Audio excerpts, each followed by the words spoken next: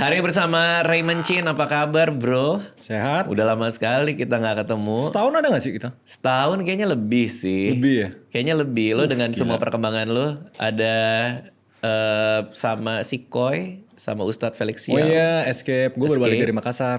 Dari Terus Makassar? Sama dia juga tuh. Sama Feren juga. Yang kemarin dihujat. Tapi dia mentalnya kuat ya, hebat ya dia. Kuat sih, hebat sih. Dia kalau dihujat dia bilang, aku akan belajar lebih banyak. Aku akan Senang, belajar lebih dia banyak. seneng banget dibilang gitu.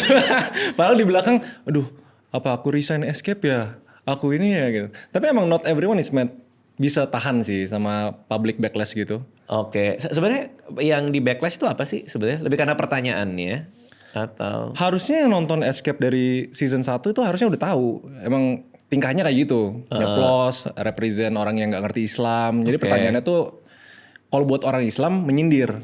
Tapi buat orang-orang biasa, oh ini yang biasa orang mau nanya tapi gak berani. Oke. Nah, tapi di season 2 kan lebih gede nih. Kayak hampir 2 kali lipat viewsnya. Jadi banyak audiens baru, terus orang kaget. Ini kok gue mau belajar Islam, gue mau belajar kritis, tapi kok dipotong terus gitu. Oh, berarti bukan lebih ke pertanyaan, tapi cara dia motong di tengah-tengah obrolan. Iya, iya gak sih Fer? Kayak gitu kan? Iya, iya. Artinya pertanyaannya nggak masalah. Nggak masalah sebenarnya. Tapi mungkin Feren sangat ini kali ya, sangat excited kali. Sangat excited. Jadi motong terus gitu. Setuju gak Fer? Lo sangat excited? Oh ya? Apa? Oh, pertanyaan juga. Iya, karena audiens baru lah. Tapi sebenarnya kalau dia nih misalnya ditaruh di podcast Islam lain, waduh, abis sih. Tapi Ya, gue paham. Paham kan? Nah, karena ada audiens baru ya udah jadinya dia kenal lah gitu.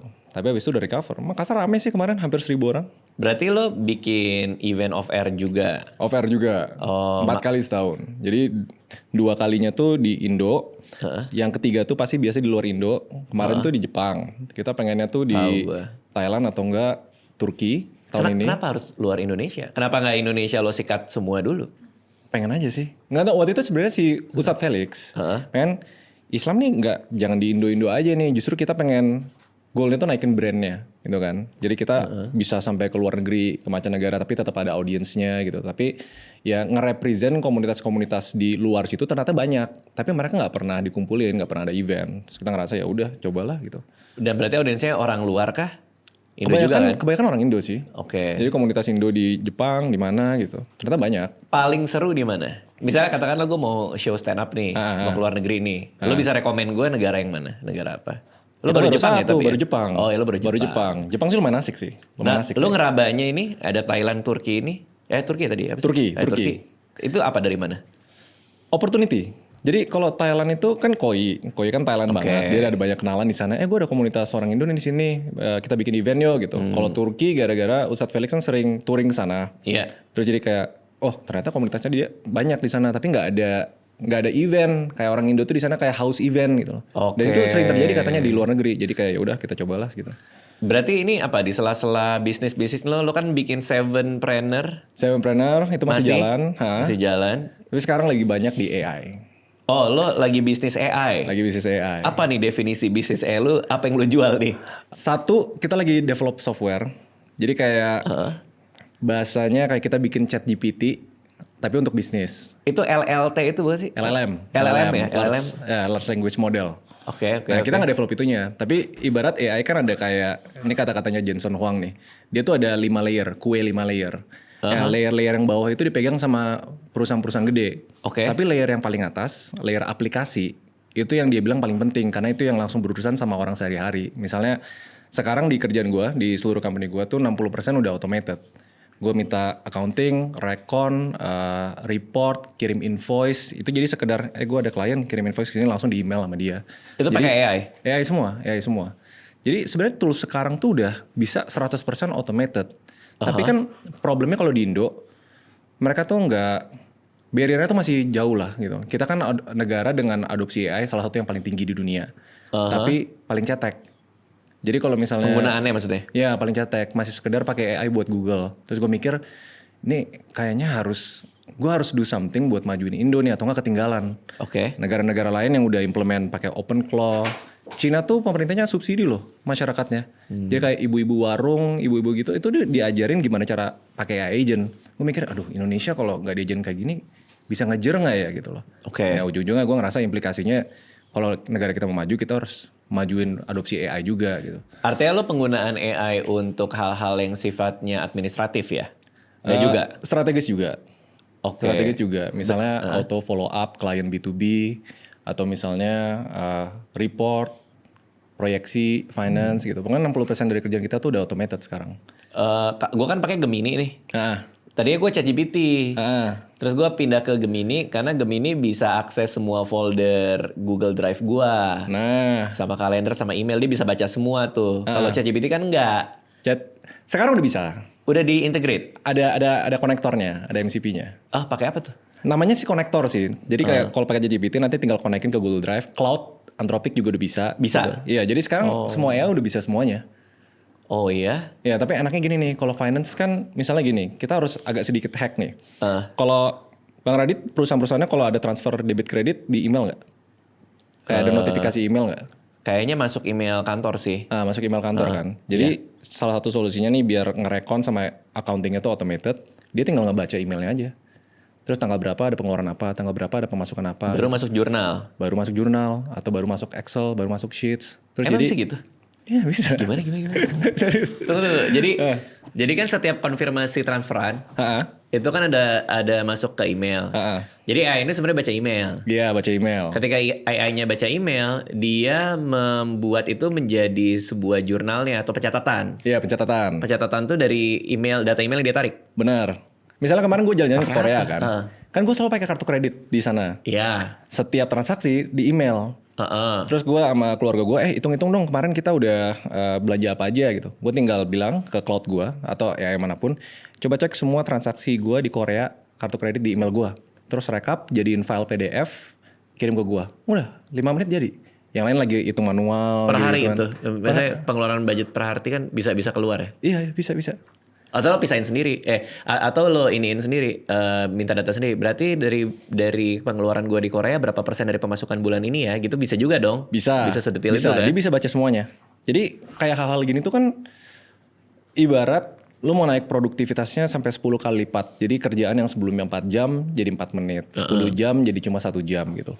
Sebenarnya hampir semua kerjaan yang sifatnya knowledge worker ya yang di depan laptop ya, itu tuh bisa dipangkas 1/10-nya. Tapi nggak banyak orang ngerti gimana caranya. Padahal sekarang ya udah bisa secanggih itu. Kok pemakaian lo lebih bagus dari gua sih? Kalau gua beli kartu di eBay, ada isi decknya apa, gua kasih ke Gemini. Ini kartunya apa aja yang bagus-bagus gitu. Jadi gua cuma buat beli kartu doang. Kartu Magic the Gathering. Nggak banyak orang tahu gimana cara pakainya loh. Jadi, maksudnya? 90% pengguna AI di Indonesia itu tuh masih pakai AI kayak Google. Nanya. Jawaban. Kalau itu kan namanya fitur multimodal ya, bisa baca gambar, baca PDF, baca apa. Itu dikit loh ternyata yang tahu. Gue baru sadar gitu sejauh itu kita. Segampang ini bro, ini lagi makan, fotoin kalorinya berapa. Iya kayak gitu. Itu nggak banyak yang pakai? Nggak banyak loh, surprisingly ya. Tapi kalau bandingin sama US, Eropa, China atau negara-negara Asia lainnya, mereka tuh udah sampai di level itu. Kalau di Indo tuh mayoritas masih pakai AI sebagai pengganti Google. Nah, lu masuk di mana dengan ini lo, project baru lo ini? Jadi kita ada beberapa stream. Yang pertama, yang paling ngasilin duit dulu nih, B2B. Jadi gue datang ke company-company yang size-nya mid market ya, sekitar 100 M setahun sampai 2 T setahun. Problemnya mereka tuh datanya banyak kan, tapi mereka nggak tahu gimana cara ngolahnya. Belum lagi kalau misalnya karyawan keluar dari perusahaan, terus masuk, terus dia mau onboarding kan, file ini di mana. Jadi kita kumpulin di satu tempat, ada satu agent yang bisa ngebantu siapapun di perusahaan itu ya dapetin file yang dia mau. Terus ada otomisasi juga. Misalnya ada potensi fraud nih, karyawan lu reimburse 7 kali berturut-turut sama bondnya gitu misalnya. Kena flag tuh. Atau misalnya masalah procurement, mau belanja barang gitu. Ini kok harganya janggal. Yang sebelumnya 100 juta tapi ini sekarang 200 juta gitu. Jadi ibaratnya kita lagi bikin otak buat bisnis biar bisnis mid size ini dia tuh nggak kebingungan sama data. Oke. Dan semuanya juga kita bisa lewat WA. Dan sekarang kita udah pakai nih satu perusahaan size-nya di sekitar 500 sampai 600 M setahun nih. Dia bisnisnya banyak. Ada retail, manufacturing, FMCG, terus dia pusing ownernya. Gue cuma step awalnya bikin, ya udah owner mau nanya apapun tentang bisnisnya, dapat berapa revenue gue, inventory gue sisa berapa, mana yang mau habis stok, mana yang butuh restock gitu. Itu kita harus nanya atau dia kasih suggestion buat kita automatically kalau set off atributnya udah kena gitu. Ada dua. Satu yang harus nanya, satu yang kita bilangnya automatic internal audit. Jadi setiap minggu, setiap bulan dia cek ada yang aneh nggak datanya, ada yang butuh dibenerin nggak gitu. Nah terus dikasih tahu ke owner. Masa sih bisa sampai segitunya? Bisa. Nggak mungkin. Keren banget Masa? sekarang. Iya. Gak percaya gue bisa sampai segitunya. Nah itu dia kenapa gue ngerasa ya. Ini kalau ambisi gue ya. Ini kesempatan sekali seumur hidup gue, apalagi di Indonesia nih, yang penggunaannya banyak tapi banyak yang nggak ngerti juga sampai dalam seberapa dalamnya. Gue harus bener-bener jadi yang ngebantu Indonesia, orang Indonesia pakai AI sedalam itu.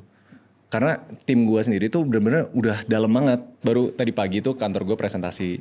Jadi seluruh karyawan di kantor gue setiap 2 minggu tuh harus presentasi mereka udah belajar apa, terus udah implement apa di AI-nya. Emang enak Feren tuh. Ada Feren juga, ini Vanessa juga, Shirley juga gitu. Jadi gue bikin aturan itu 1,5 bulan lalu nggak salah. Setiap orang tuh wajib nonton 1 video tentang AI di YouTube. Dia catat apa yang dipelajarin, terus lapor ke Sheets. Nah, yang nggak nonton denda 10.000 ya nggak salah ya? Gila $10.000 mah gede sih. Nah, tapi ada yang denda sampai berapa? 150.000 lebih ada. Iya. Oh itu pintar dia. Kayak bagar gue juga deh, gue bayar aja deh gitu. Daripada gue mager gue bayar deh gitu. Tapi habis itu baru tadi pagi yang top 3 gue ngerasa improving banget. Masih tiap orang gue kasih bonus 1 juta. Nah itu salah dia nggak ngelakuin tuh. Nah itu karena baru gue kasih insentif. Terus gue analisa. Jadi selama 1,5 bulan lalu mereka nonton YouTube tiap hari. Kan gue lihat produktivitinya kan kayak karena gue udah fasih AI, gue bikin satu sistem khusus buat content creating gue. Semua orang tuh ke-track berapa jam ngerjain apa, kerjain stuck di mana gitu. Produktivitasnya naik hampir 2 kali lipat. Ada yang udah mangap nih, hati-hati nih. Jangan bang di sini bang, bang di sini. Oke, terus? Jadi kayak thumbnail dulu tuh rata-rata 4 jam. 4-6 jam untuk bikin 3 variasi ABC testing. Sekarang, artinya lo bisa naker satu orang tuh produktivitasnya berapa jam? Iya. Terus? Ini 4 jam nih sebelumnya. Setelah 1 bulan belajar AI. Nih. terus. Jadi cuma setengah jam. Khawatir dia. Jadi berapa? Setengah jam? Iya. Nggak mungkin lah. Terus dia present ke gue. Jadi kayak ini pertama pakai Gemini, Games kayak gini. Terus pakai GPT Image Generation. Terus pakai ini. Terus dia kumpulin semua video-video bagus gue. Dimasukin jadi learning di AI itu. Dia tinggal kasih link video unlisted gue, jadi tiga thumbnail. Pakai. Tapi kalau kita mah ke generatif AI sih belum sih, enggak sih kita. Nah kalau mereka tuh udah konekin semuanya. I see. Jadi 4 jam ke setengah jam. Terus script writing, fact checking sama nyesuaiin sama bahasa gue. Sebelumnya tuh kita itu paling lama, karena kan semuanya kan ada di kepala gue. Jadi setiap gue revisi tuh harus aduh nggak bisa gini angle-nya, storytellingnya kayak gini, ini salah approach-nya. Nah sekarang dari 2 hari sampai final script, mungkin 6 jam sekarang. Sih. Persoalan gue merasa AI itu kalau sebagai tools oke, tapi kalau untuk membuat sesuatu final product tuh, gue ngerasa tetap harus ada human touch-nya. Setuju. Kayaknya itu harga mati gue tuh di situ tuh. Kalau bikin tulisan segala macam gitu. Jadi kalau di proses workflow AI itu namanya human in the loop. HITL. Setiap proses itu tetap harus ada manusia sebagai supervisor atau enggak director. Tapi yang kerjain ototnya itu biasanya sekarang semua AI. Iya. Pokoknya goal gua tuh sampai di bulan ini ya 80% dari semua kerjaan seluruh tim gua di semua perusahaan gua tuh akhirnya bisa diganti nama AI. Oke. Sekarang udah 60% nih, tinggal sisa 20% lagi ya udah. Habis itu mereka semua gabut. Nah tapi anaknya gini, gue takutnya gini nih, karena orang yang nge-hate gue, gara-gara gue ngebahas AI itu udah mulai banyak. Oh udah banyak hate nih? Banyak. Oke, ini di komen juga rame kayaknya nih. Rame. Dia bilang kayak, lu gila ya, lu ngajarin AI, lu belajar AI, lu gak takut ini ngegantiin manusia, lu gak lapangan pekerjaan dan lain-lain. Setengah apa yang dia ngomong itu bener. Sekarang gue kayak gak ada kebutuhan buat hire baru. Oke. Dan tim gue yang biasa butuh 8 jam buat ngerjain, mungkin sekarang 4 jam bisa nganggur. Oke. Nah tapi kan ini balik lagi ke leadernya kan, gimana cara kita maksimalin workforce kan. Jadi kalau misalnya dia emang bisa beresin semua kerjaan 4 jam, nah 4 jam itu gue suruh mikirin gimana cara improve kerjaan lo. Mikirin gimana cara outputnya lebih bagus. Jadi biasanya kan kalau di level staff 80% kerjaannya tuh BAU. Emang kerjaan sehari-hari nih harus dikerjain. 20%-nya mungkin baca, belajar, improve proses. Nah sekarang tuh gue gedein itu jadi 50%. Ya artinya lebih makro lah berpikirnya. Iya, lebih strategik lebih lah level, gitu. lebih strategik gitu. Kalau udah kayak gitu, ya AI nggak bakal ganti manusia. Tapi balik lagi makanya adopsi AI itu harus dari atas ke bawah. Kalau misalnya dari atasnya cuma sekedar, udah lu belajar AI, tapi guanya nggak praktek. pasti ujung-ujungnya salah mereka cara pakainya gitu. Iya. Kalau tools sih gue buat riset apa segala macam iya. Tapi lagi-lagi kalau final product tuh pasti nggak tahu ya. Itu kayak harga mati yang gue tarik di sini ya, di semua penciptaan gue. Emang human touch tuh emang nggak ada yang bisa gantiin sih gitu. Nggak bisa. Sampai sekarang proses QC untuk script sama angle analisa itu nggak bisa digantiin. Oke. Nah kalau lo pribadi masih nge-gym nggak? Gue ngeliat lo. Dikit. Udah jarang. Mana ini foto-foto telanjang dada lo? Katanya haram kata tim gue. Oh iya? Iya, udah mulai nggak boleh foto-foto lagi gue. Kan ini skipping, yang ada skipping. Iya, itu dulu ya. Terus ada apa? Lo di luar ada matahari, terus nanti bayangan lo ada sebelah di sini. Iya, gitu. selfie apa. Iya. Itu era-era NPD gue kayaknya. Gue butuh koleksi yang lebih banyak nih. ternyata gue kumpulin. Nggak, tapi masih gak sih nge-gym? Nge-gym masih, tapi Masih. cuma mungkin 3 kali 4 kali seminggu. Kalau dulu tiap hari kan, ekstrim banget kan. Nah, ini suatu pengalaman yang menurut gue menarik sebagai content creator. Gue kemarin bikin statement. Content creator itu nggak mungkin bisa jadi pebisnis sukses. Karena Lu emang nyari komentar ya lu ya? Rame itu pas itu. tapi benar. Gimana tuh? Harusnya Bang Radit ngalamin lah. Gue ada masa-masa gue hyper NPD. Terus kayak kesannya kayak wah ngomong-ngomong terus kemana-mana gitu kan. Karena ternyata itu mindsetnya mau gue nge-gym, mau gue bikin bisnis, mau gue ngapain lah. Tujuannya itu apa nih yang bisa gue pamerin. Nah itu salah banget buat bisnis. Jadi ibarat gue selalu bikin keputusan-keputusan bisnis yang populis. Ini ibarat kalau pemerintah bikin kebijakan ya yang penting populer aja gitu. Nah di momen-momen itu gue baru sadar sekarang 60-80% apa yang gue lakuin dalam hidup itu didikte sama apa yang gue bisa pamerin ke publik. Dan Saat itu. Dan itu nggak sehat banget. Emang nggak sehat dong? Sangat nggak sehat. Pasti nggak sehat dong. Tapi kayaknya hampir semua orang yang baru gede nih secara audiens ya pasti harusnya ngalamin itu sih.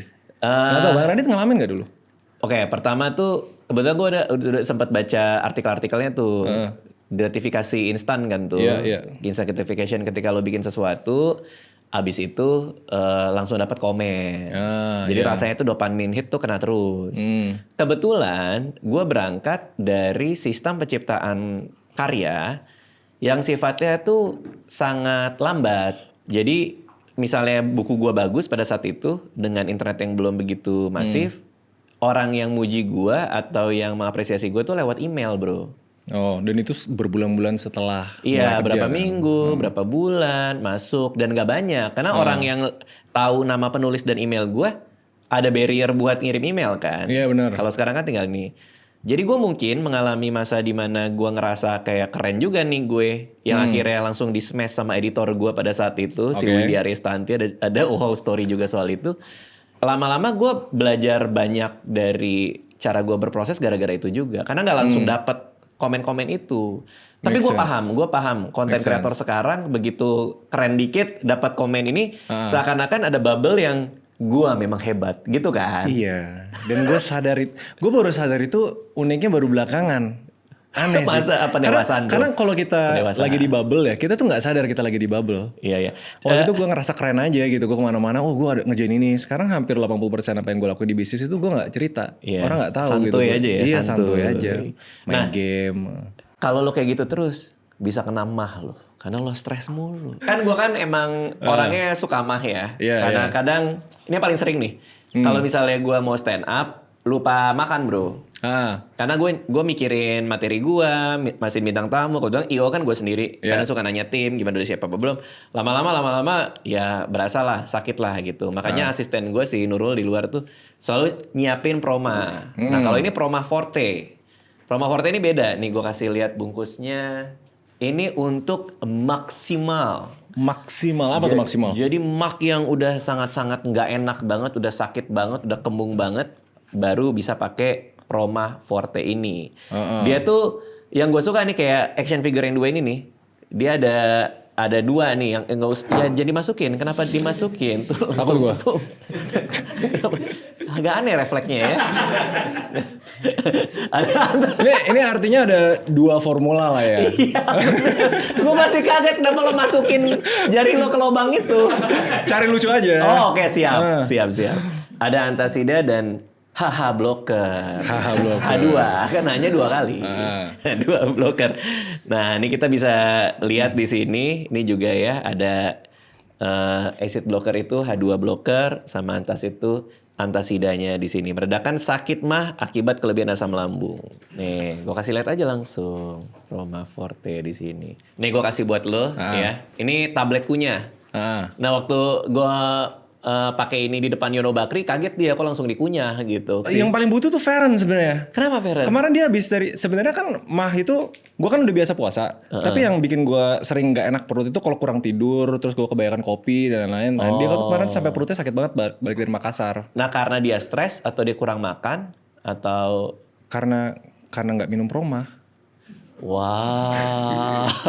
Itu sih gue rasa problemnya. Sangat suportif ya lu ya. Tapi nggak apa-apa, gue kasih Feren 1. Ya, boleh. Gue kasih ke Feren.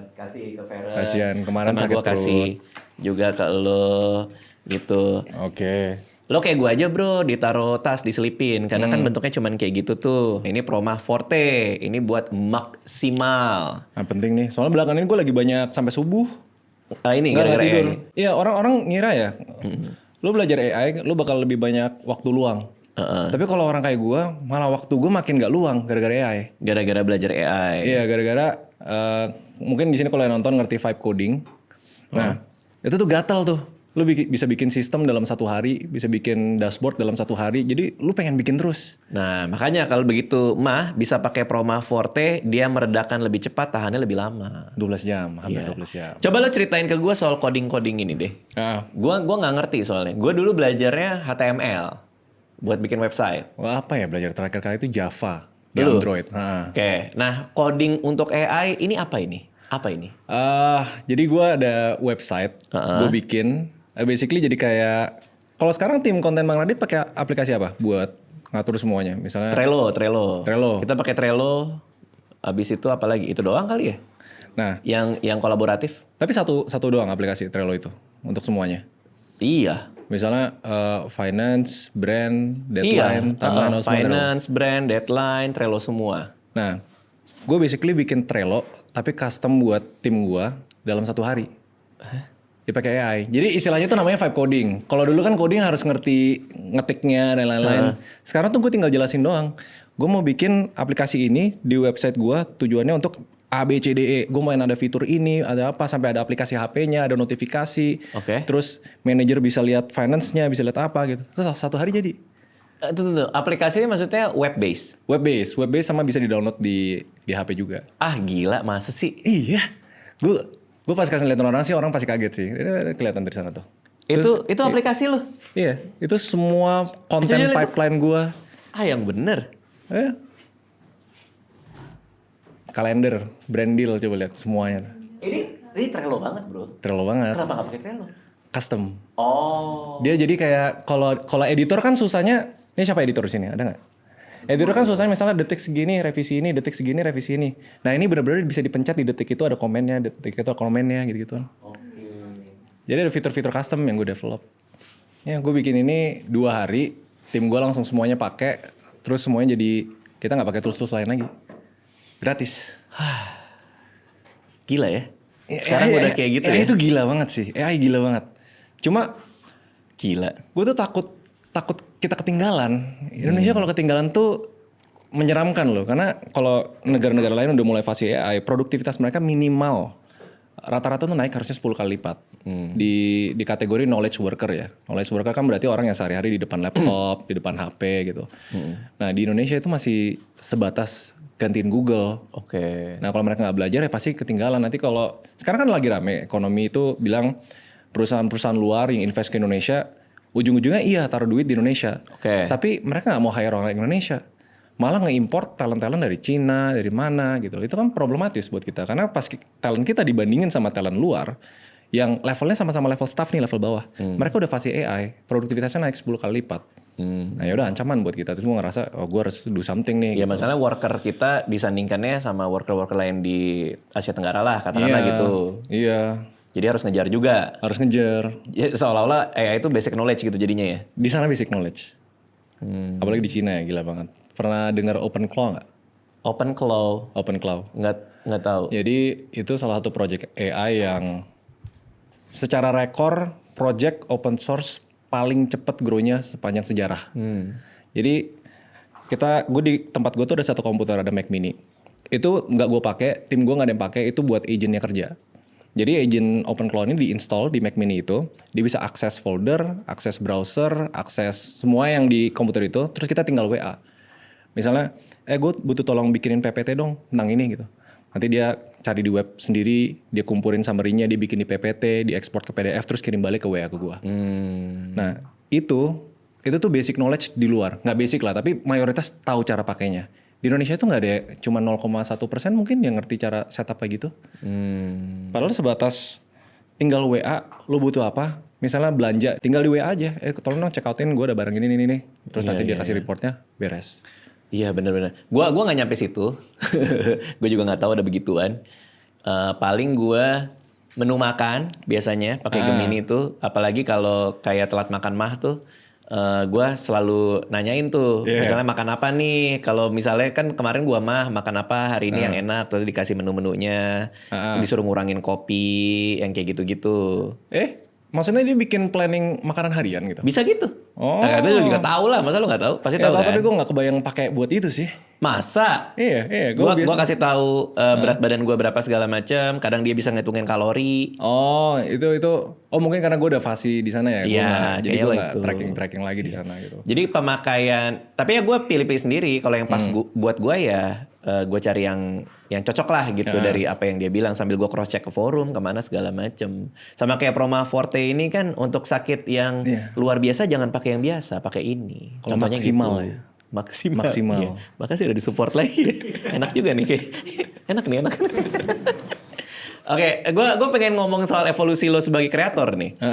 Apa challenge-nya menurut lo? Kan dulu lo bikin konten monolog gitu kan. Terus lo ketemu gue, editor lo yang cowok mana tuh? Udah nggak ada ya dia ya? Umar apa Erik? Oh yang sebelumnya Erik. Erik udah enggak. Udah cabut. Oke, udah cabut. Kan lu sama Erik mulu tuh dulu.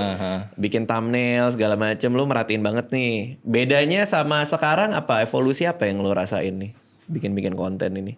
Kalau boleh jujur. Sebenarnya gue agak jenuh loh making konten. Ya kayak ngerasa. Gue di tahun kelima kayaknya. Tahun kelima atau tahun keempat ya gue ya? Kan tahun keempat, tahun kelima gitu kan. Dulu tuh bikin konten tuh exciting. Sekarang tuh kesannya kayak oke, ada harus upload 3 kali seminggu, harus begini. Pas hobi atau kesenangan dipaksa jadi pekerjaan, jadi pasti ada titik jenuhnya. Gitu. Paham. Jadi satu hal yang gue lagi fokusin banget tuh sekarang gimana cara gue tetap bisa bikin konten, karena itu tetap kemauan gue, bisa impact orang kan. Tapi gue nggak bergantung sama motivasi gue. Jadi ada sistemnya. Jadi harus konsisten begini. Tapi secara evolusi gue rasa sama aja sih ya. Gue masih passion di topik-topik yang sama. Ekonomi, bisnis, finance, politik. Tapi katanya lagi bosen tadi. Bikin kontennya bosen. Interest ke topiknya masih ada. Oke. Cuma kayak misalnya harus syuting ini gitu. Karena kalau di daily gue tuh sebenarnya gue kalau secara pekerjaan sehari-hari tuh gue bukan content creator. 80% waktu gue tuh sekarang lebih banyak di bisnis AI ini. Oke. Nah 20% mungkin di konten. Jadi makanya gue ngerasa gimana ya cara bikin sistem untuk konten ini bisa sustain jangka panjang. Tapi susah karena jadi jiwanya hilang kan pelan-pelan kan. Kalau lo bikin dia terlalu rigid gitu? Terlalu rigid. Tapi gue disaraninnya sama AM gue di YouTube lebih baik konsisten dan sistematis dibanding angin-anginan tapi passionate banget gitu loh. Karena apa? Jadi kayak apa? Videonya jadi ada terus? Algoritma sih. Oh, jadi lo feeding the algoritma terus. Ngebangun behaviornya audience untuk tahu kapan selalu nonton gua. Jadi Senin, Rabu, Jumat, Itu selalu? Targetnya, tapi gue sekarang baru 2 kali seminggu sih kalau YouTube. Instagram gue jarang posting, ya posting sekali-sekali. TikTok gue masih konsisten, tapi itu udah ada sistemnya gitu. Apa karena perasaan itu udah hilang? Perasaan kayak gue penting nih gitu segala macam. Mungkin karena kalau waktu itu kan bikin konten ada rasa validasi ya, kayak happy ya gitu. Itu di konten yang kayak apa sih? Yang mana sih gue? Yang pas lo kayak gitu yang mana sih? Yang Indonesia Gelap itu? Terakhir gue podcast sama Bang Radit tuh kayaknya gue lagi NPD-nya deh. Oh gue kayak semangat banget gue nonton ulang gue podcast sama Bang Radit ya. Ini orang kenapa sih gitu loh. Itu kita Kayak bahas aji apa mumpung sih? banget. Kita bahas apa sih? Apa ya waktu itu ya? Waktu itu gue kayak tentang Apa ya? Bisnis agama ya? ada, tentang bisnis Oh, ada. lo menemukan agama, bro. Iya. Gue ngerasa kayak terus kayak ini orang kok Filosofis banget. iya, gue kayak pas nonton sendiri tuh gue geli sendiri. Filsuf Raymond, Iya. fase filsuf Raymond. Sampai judulnya gue inget dibikin pengen jadi orang pintar gitu. Kalau nggak salah ya di YouTube-nya Iya, Bang Radit. kayaknya ya. Iya, itu gue sadar gue lagi NPD banget tuh. Sekarang gue sadarnya. Terus gue kayak, wah ini nggak boleh kejadian lagi nih. Karena malu anjir, malu gue nonton Apa diri yang sendiri. menyebabkan lu sadar bahwa itu aneh? Lebih ke Pas proses- kapan? Pas nonton ulang? Pas nonton ulang. Pertama kali nonton ulang langsung rasa aneh? Enggak, kalau pertama kali enggak. Iya, makanya. Gue nontonnya tuh pas akhir tahun lalu kalau nggak salah. Gue kan cek lagi kan. Si Feren sama gue tuh lagi cek mana nih konten-konten gue yang works, mana yang enggak, karakternya kayak gimana. Jadi kita mau sistemin. Oke. Persona Raymond mana yang laku, persona yang nggak laku. Terus akhirnya ketemu nonton video itu. Terus kayak, anjir nih orang NPD banget ya. Kayak yakin banget sama omongannya gede. Visinya gede gitu. Terus waktu itu sampai si Faren bilang, ini kayaknya Bang Radit capek deh ngadepin lo gitu. Cuma gue rasanya kayak gitu dulu. Enggak, gue lebih melayani ini lo aja, obrolan lo aja pada saat itu sih. Tapi ibarat kayak lo tongkrongan nih. Tiba-tiba ada satu orang yang baru belajar hidup dan lain-lain. Tiba-tiba jadi sok filsuf gitu kan. Kan ngeselin, gue juga kesel sih. Gue punya temen yang kayak gitu. Kayak kakak kelas baru nyampe lagi ke tongkrongan adik kelas gitu ya. Iya kayak gitu. Iya. Ya udahlah terus gue sadari kayaknya gue nggak bisa jadi orang kayak gini nih. Karena kalau emang visi gue itu building something. Gue tuh seneng nge-build something. Ternyata yang gue suka tuh bukan bisnis. Bukan investment. Tapi gue suka ngebangun sesuatu. Kayak ada kesenangannya lah. Misalnya kalau beberapa orang misalnya bikin musik. Beberapa bikin apa. Iya. Fase buildingnya tuh seru banget. Jadi karena sekarang gue lagi banyak fokus sana. Gue tahu persona Raymond yang NPD ini nggak boleh dibawa nih. Jadi gue harus bikin tembok gede. Antara gue sebagai kreator yang dapat validasi publik. Sama gue yang harus tahan gak dapat validasi sama sekali selama bertahun-tahun. Oke. Jadi ini kayak dua topi berbeda. Tapi emang validasi penting buat lo? Sekarang sih enggak. Pada saat ini enggak? Enggak. Kok sebenarnya kalau ditanya penting atau enggak, pasti pas gue NPD pun bilangnya enggak. Tapi pasti lo happy gitu. Maksudnya gimana? Pas lagi orang NPD-NPD-nya nih, pas ditanya. Validasi enggak penting. Iya pasti Padahal penting. pada gitu. Nah lu secara jujur, secara tulus? Waktu itu mungkin gue ngerasa penting ya. Enggak, Kayak sekarang. Kalau sekarang sih enggak, Sama sekali? Enggak. Justru gue kalau misalnya jalan-jalan ya, gue cari cara sebisa mungkin untuk gue nggak dinotis orang. Oke. Untuk gue nggak, ya Bang Raymond ya gitu ya sebenarnya. Bukannya sombong atau gimana, tapi gue kayak nggak mau ngefit ego gue lagi gitu loh. Kalau dulu orang mau foto lo, sini gitu nggak? Apa gimana? Nggak kan kita jadi punya perbandingan. Kan lo bilang lo udah enggak. Artinya dulu tuh apa lo jalan ke mall mencari yang foto Yang atau terjadi itu dalam hati. Dalam hati. Misalnya diajak foto, anjir gue diajak foto gitu. Ada lah, gitu? Ada lah unsur gitu dulu. Bang Radit memang enggak dulu? Aduh, gue pelan banget masalahnya. Iya, kayak gitu ya. Very slow. Very slow. Gue blog pertama gue yang baca 10 orang, 15 jadi 50. Abis itu bikin buku, awal-awal nggak terlalu banyak yang baca. Abis itu bestseller, baru film. Jadi gue pelan banget bro. Iya, tapi ini sebenarnya contoh yang paling bagus sih. Incremental. Sekarang kayaknya udah nggak bisa gitu lagi deh. Maksudnya Nggak bisa, either nggak lo hit gede langsung kalau sekarang ya. Iya. Nah itu Kalau bahaya sih. Gue ngerasa bahaya banget sih. Apalagi buat bisnis. Jadi kesannya lu bikin keputusan tuh terlalu gerusa-gerusu. Iya. Lu bikin keputusan bisnis. Jadi kemarin gue bikin satu keputusan bisnis. Tapi gue gak sadar gue pakai topi gue sebagai kreator. Bukan topi gue sebagai pebisnis. Sehingga? Jadi misalnya event lah. Contohnya event. Yang make sense buat bisnis. Eventnya kalau bisa jangan diburu-buruin. Profitable. Cari sponsor. Make sure ini rapi gitu. Tapi gue waktu itu udah yang penting rame. Yang penting boom dan gue dapat recognition-nya, dapat exposure-nya gitu. Ujung-ujungnya itu event boncos 500 juta. Kalau gue dengan topi pebisnis pasti gue nggak ngejalanin itu gitu loh. Mana yang benar? Yang benar tuh harusnya tahan aja. Jadi kita harus ganti topi nih. Ibarat kalau gue lagi syuting, gue lagi bikin konten, ya udah itu topi gue sebagai kreator. Jadi gue tutupin bagian bisnis soalnya kalau bisnis itu terlalu aman. Tim gue notice lah, misalnya belakangan ini gue bikin konten, kok lu lebih soft spoken ya, lebih lambat ya, lebih kalkulatif ya. Padahal kalau konten yang laku tuh yang ceplos-ceplos, yang laku tuh yang ada dramatisasinya gitu. Lalu? Nah ya udah akhirnya oke kayaknya gue nggak bisa nih kayak satu topi doang. Akhirnya gue pisah. Jadi kayak gue udah switch. Kalau misalnya gue bikin konten ya udah agak sedikit drama, sedikit lebay, sedikit storytelling gitu loh. Tapi kalau gue di bisnis, kadang-kadang kebawa. Tim gue kesel. Lo jadi drama di bisnis. Iya, gue ngomong sama tim gue tuh kayak lu harus gitu.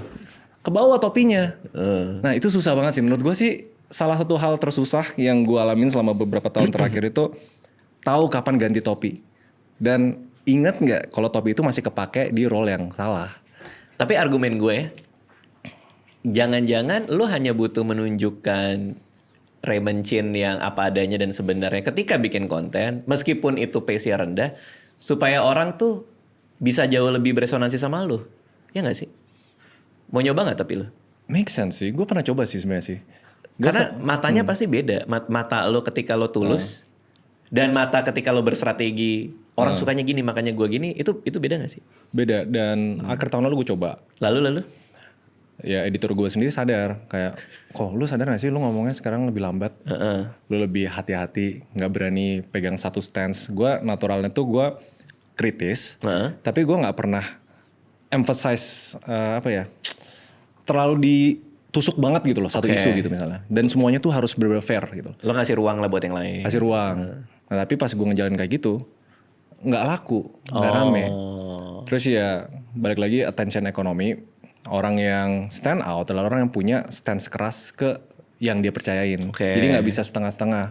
Jadi kan ada teorinya, lu mendingan punya audiens yang 20% cinta sama lu, 20% benci sama lu, daripada semuanya biasa aja sama lu. Lo berubah lagi tuh berarti tuh. Balik lagi, ya baru belakangan ini, kayaknya emang gue harus telan pilnya bahwa ya gue sebagai content creator, gue sebagai pebisnis tuh emang beda. Terus gue pikir apa salah ya? Apa harusnya ya gue sebagai gue aja di semuanya. Tapi ya ibarat kayak bapak rumah tangga lah. Ya kan? Kita di rumah itu pasti beda dibanding kita di ruang kerja. Kita di ruang kerja itu beda dibanding kita di publik. Bukannya kita fake, tapi kita tahu gimana cara adaptasi di situasi yang berbeda. Sesuai konteks. Ya udah. Berarti itu yang works buat lo sekarang saat ini? Itu yang works buat gue sekarang. Kadang kalau terlalu mikirin banget nih, bener nggak ya apa yang gue lakuin ya? Terus gue begadang sampai subuh, gue suka hampir mah gitu.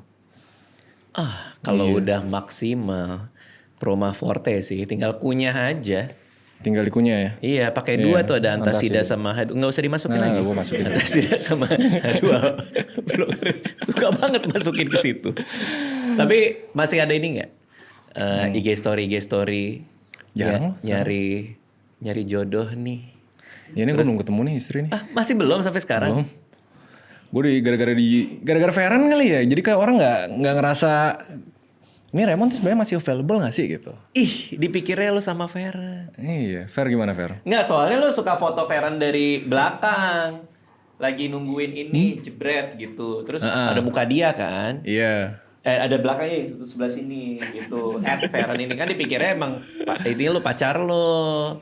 Iya, tapi gue enggak lah, kayaknya gue sekarang lagi ini kalau gue sebagai Raymond Chin nih, gue harus all in di AI sih sekarang sih, kayaknya. Pacaran sama AI? Iya, pacaran.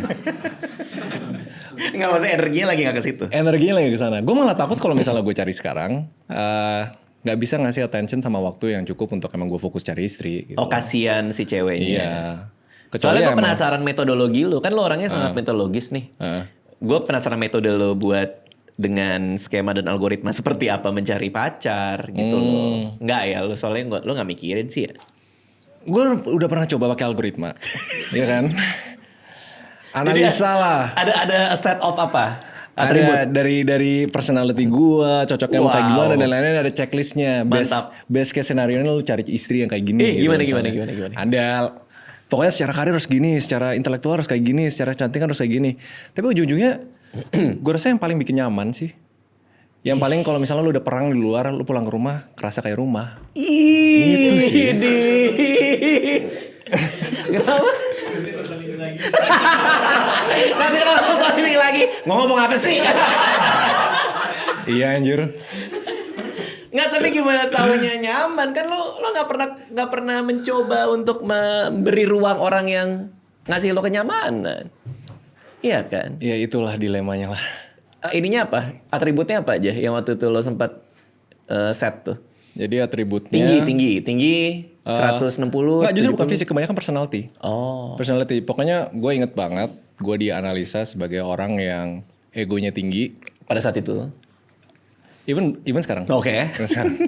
Egonya tinggi, highly ambitious. Oke. Dan nggak bisa kalau yang bakal nge-challenge terus. Nggak bisa kalau lo di challenge terus maksudnya. Iya. Lo punya sikap di challenge tuh nggak bisa. Gue lupa deh waktu itu role-nya apa deh. Ada dijelasin sama waktu itu sama Zola sempat ngobrol. Oh, Tahu Zola matchmaker. kan? Lo bayar berarti?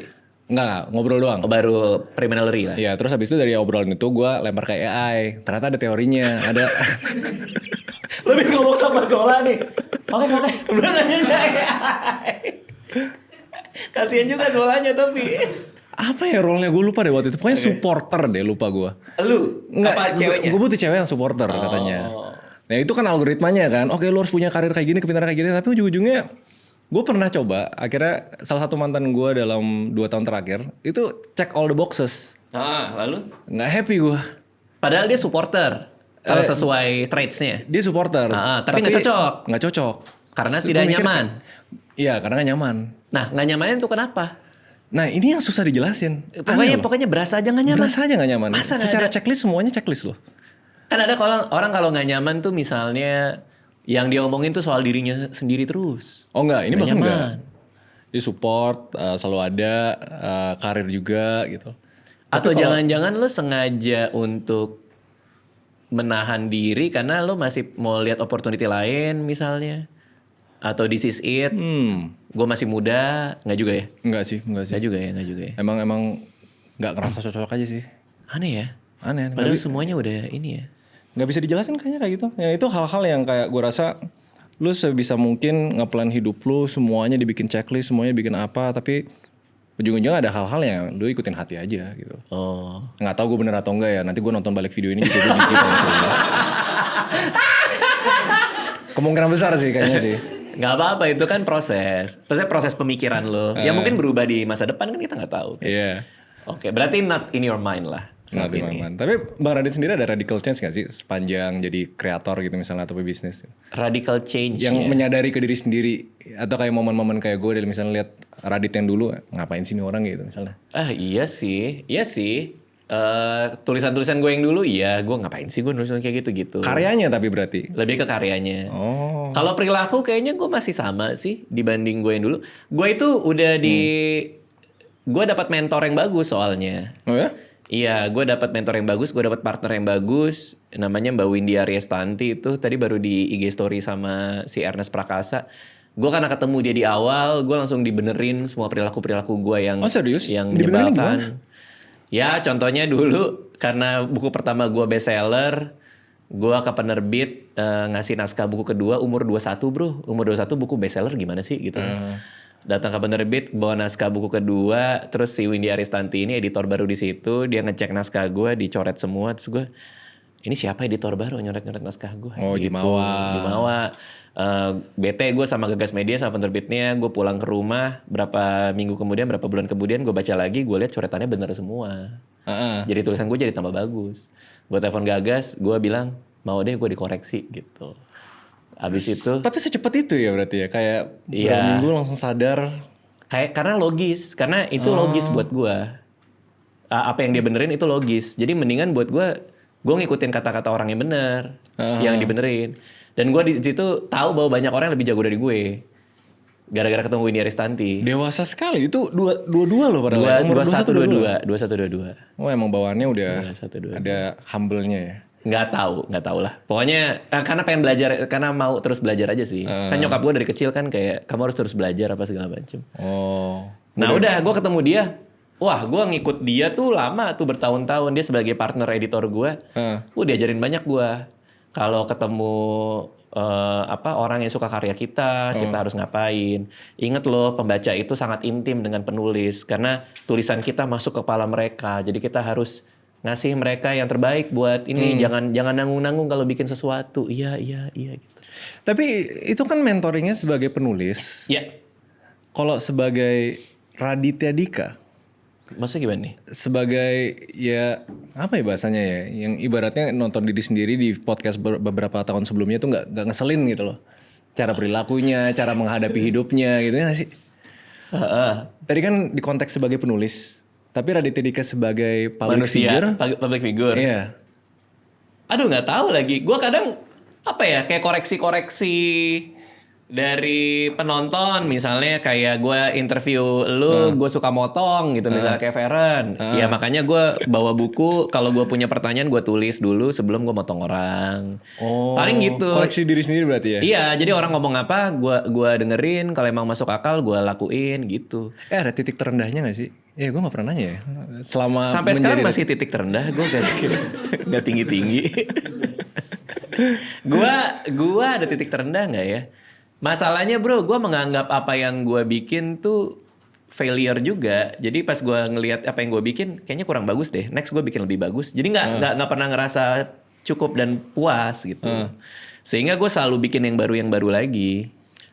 Mungkin bukan Itu titik aja terendah sih. ya, kayak titik dimana gue mempertanyakan diri gue sendiri. Ini sebenarnya bener nggak sih? Apa sih yang gue lakuin gitu kan? Iya setiap Udah hari. mulai mau filsuf lagi. Nggak apa-apa. Itu setiap hari dan itu drive-nya kan. Oh iya serius? Iya. Gak ada gitu. kayak momen tertentu ngerasa kayak ini gue jenuh nih, gue udah segini lama jadi kreator, gue udah segini lama, aduh show lagi gitu. Oh enggak sama sekali. Karena show itu adalah cara gue rilis perasaan gue di atas panggung.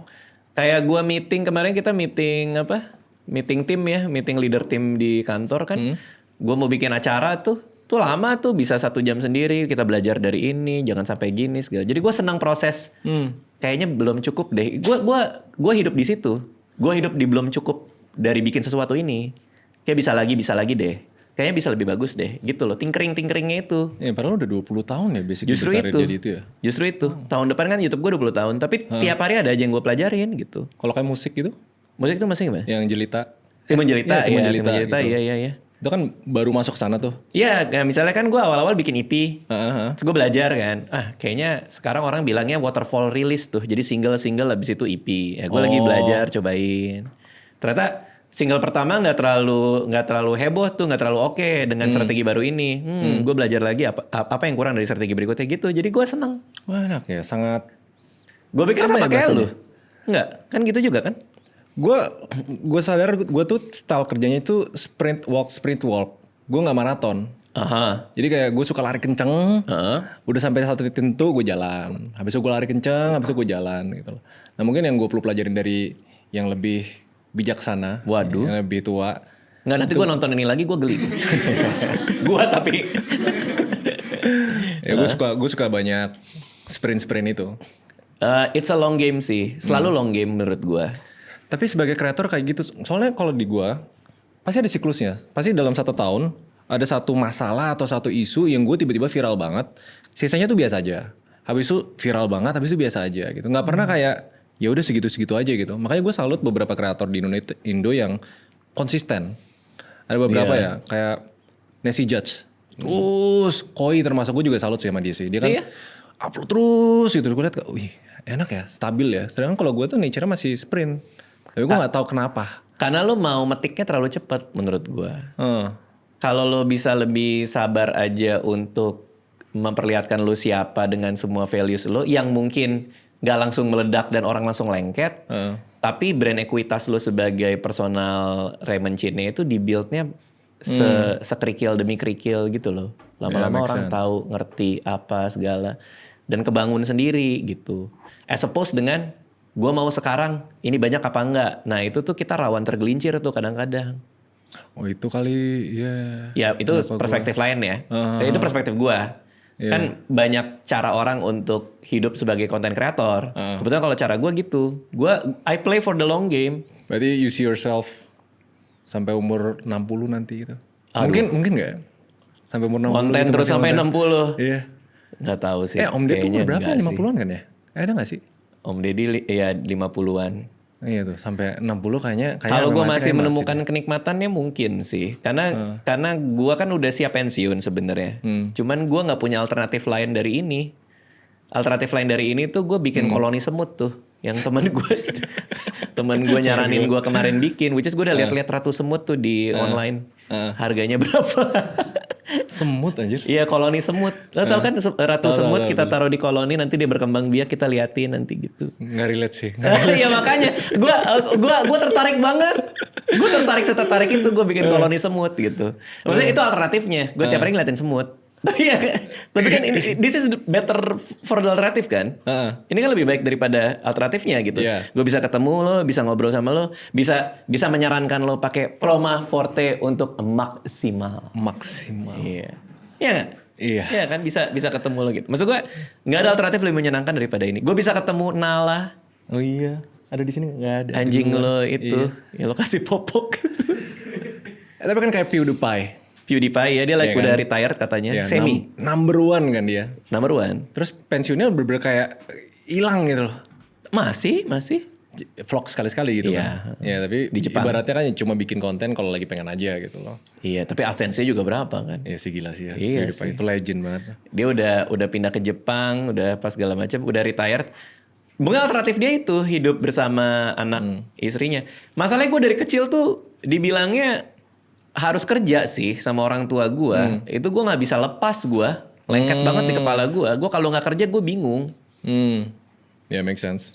Itu aja sih. Oke, next buat Raymond Chin apa sisa untuk tahun ini? Tadi masih ngembangin AI deh. B2B akan ada B2C kah? Ada BTC-nya tapi ya biar nggak kedengeran MTD, silent dulu aja, stealth dulu aja. Ntar, work in silence. Escape masih ada 3 event lagi. 3 Jadi event kita 4 lagi. tahun. Nanti akhir tahun di Jakarta. Udah sisanya konten bisnis gitu. Oke, hobi apa sih lo? Game. Gue lagi main Pragmata. Aduh, iya lagi Lu main baru. nggak? Enggak. Belum itu. Lumayan oke lah, bagus lah. Oh, lo suka yang kayak gitu-gitu ya? Sebelumnya Requiem gue baru beresin. Oh, lo yang suka yang kayak gitu-gitu. Iya. Emang lu main apa bang? Gua main RPG. Kayak, Xenoblade Chronicles. oh yang baru-baru nggak main berarti ya? Paling baru apa ya? Enggak sih, lagi nggak mainin baru. Pokemon paling gue masih main. Magic the Gathering kartu gue lagi main banget. Yang terakhir gue lihat tuh yang pas main Borderlands 4 ya? Borderlands 4, astaga Habis seru nggak tamat banget. Gue nyangkut di loading screen. Iya, nggak tahu ada bug gitu. Terus nggak lanjutin lagi? Nggak bisa lanjut. Pengen banget lanjut, tapi nggak bisa juga. Kesel banget gue. Nah, gue udah tamat sekali. Borderlands 4, Iya. pakai siapa? Rafa yang ini. yang pedang. Oh, yang kayak ninja gitu iya, ya? kayak gini, yang ya ada main. ininya Iya, juga iya, kan. iya, Ya, tapi lo pakai yang pedangnya. Iya. Seru lah main game lah. Rafa kan mirip ini. Oh iya, H2 benar. blocker. Bener. Dan Antasida kan juga mirip Rafa. Yang keduanya ada di dalam Proma Forte. Iya, bisa menahan produksi asam lambung up to 12 jam. Thank you udah mampir ke sini. Thank you, Bang. Tadi udah gue kasih, jangan lupa selipin Proma Forte di tas lo. Karena untuk sakit yang luar biasa, jangan pakai yang biasa. Thank you, terima Thank you, kasih, Bang. makasih semuanya.